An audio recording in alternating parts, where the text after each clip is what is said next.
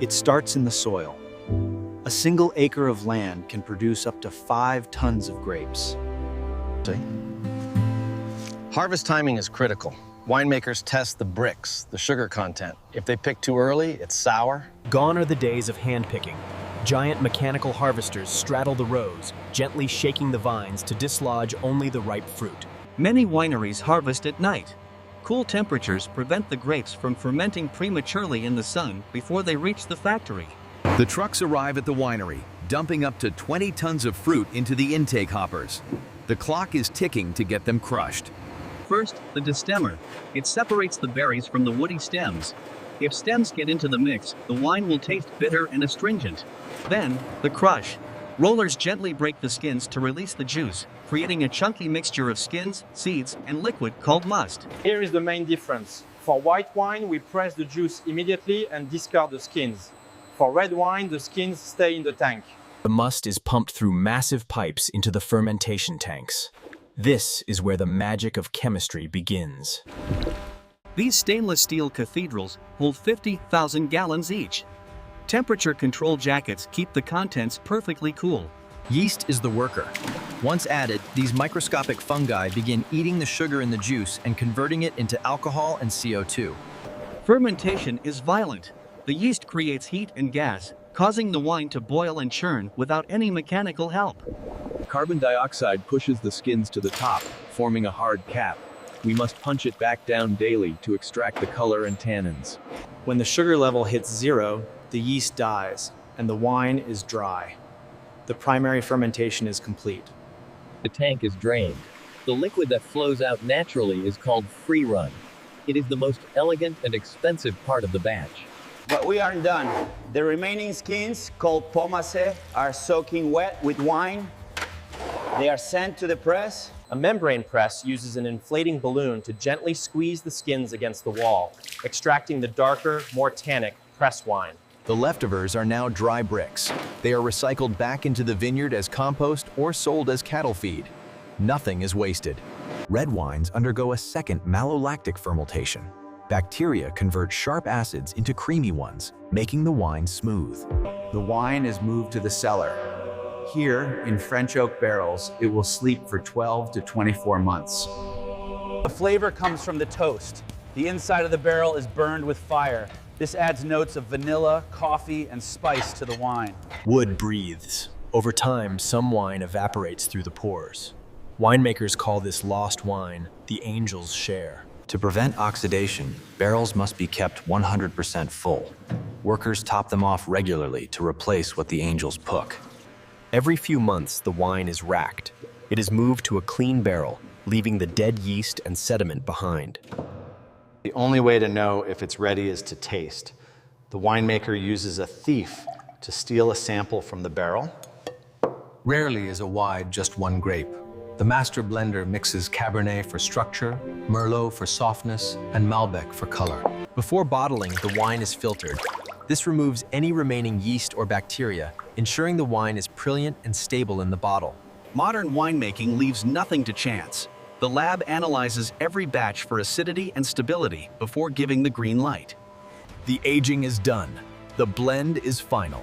The wine is moved to the holding tank, ready for its final home. The bottling line is a high-speed racetrack. It starts with thousands of empty glass bottles being swept onto the line. They are inverted and blasted with nitrogen. This removes dust and forces out oxygen, which is the enemy of wine. The rotary filler is the heart of the line. It fills 300 bottles per minute to the exact millimeter. In a split second, the cork is compressed and driven into the neck. A vacuum removes the air gap to prevent pressure buildup. The foil capsule is added for decoration and protection. Spinners smooth it down for a sleek, premium finish. Finally, the label. This piece of paper tells the story of the wine, the vintage, the vineyard, and the alcohol content. A laser etches the time and date of bottling. This allows the winery to trace every single bottle back to the specific tank and vineyard block. Robots pack them 12 to a case. This case is the standard unit of trade in the wine world.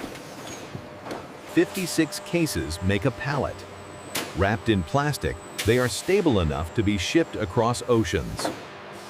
The wine is traumatized by the high-speed line. It needs to rest for a few weeks to recover from bottle shock before it tastes right. Not all wine gets a cork. Aluminum screw caps are actually better for preserving fresh white wines, preventing cork taint. For sparkling wine, the bubbles are created inside the bottle. Yeast is added after bottling, trapping the CO2 inside. To remove the yeast, the neck is frozen. The pressure shoots the ice plug out, leaving crystal clear, bubbly wine behind. A wire cage is essential. The pressure inside a champagne bottle is higher than a car tire. Fine wine is a living thing. It evolves. A bottle opened today tastes different than it will in 10 years. It's not just bottles. Bag-in-box technology keeps wine fresh for weeks after opening by preventing air from entering as you pour. Covers. The price difference comes down to labor and yield. Hand-picked grapes from low-yield vines make expensive wine. From France to China, from California to London. Wine is one of the most traded agricultural products on earth. After years in the making, it sits on a shelf, waiting for the right occasion. For old wines, decanting allows the liquid to breathe, opening up the aromas that have been locked away for decades. It is the drink of celebration. No wedding, victory, or anniversary is complete without the popping of a cork. Scientists study the French paradox. Moderate red wine consumption is linked to heart health, thanks to antioxidants like resveratrol. But the industry faces a threat. Rising temperatures are forcing winemakers to move north, changing the global wine map forever. The future is automated. AI robots will prune vines, monitor water, and pick grapes with more precision than any human. Technology now allows us to remove the alcohol while keeping the flavor, catering to a new generation of sober drinkers. Once finished, the bottle returns to the furnace. The glass is melted down to become a new bottle, starting the cycle again. It is a blend of agriculture, microbiology, engineering, and art. A complex process for a simple pleasure. So the next time you pour a glass, remember the journey it took to get there. Cheers.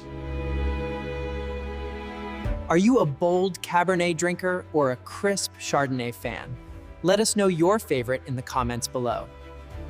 If you enjoyed this tour, please like and subscribe to In the Factory. We have many more secrets to uncork. Thanks for watching.